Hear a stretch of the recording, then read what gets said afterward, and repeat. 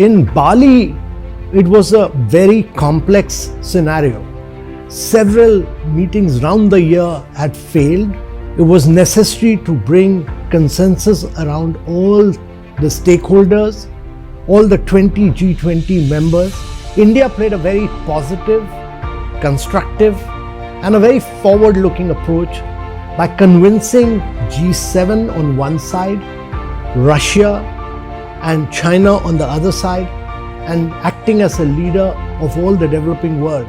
So we were able to bring Brazil, South Africa, Mexico, Saudi Arabia, Singapore, everyone together to convince G7 that G20 is not a political body, that it's essentially an economic body, and for political issues, we should fall back on the UN resolution.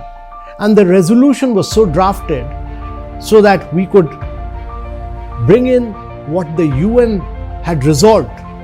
We could also say in that the present conflict, the present war has a huge implication on fuel, food and fertilizer.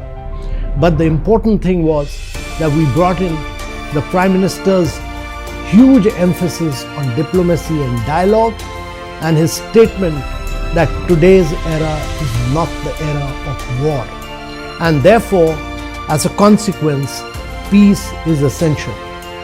It was also emphasized that there is a huge need for multilateral financial institutions to be restructured to assist for sustainable development goals and for climate action. So these were the broad highlights of a consensus-driven Bali Summit, where our Prime Minister played a very key, a very significant and a very prominent role.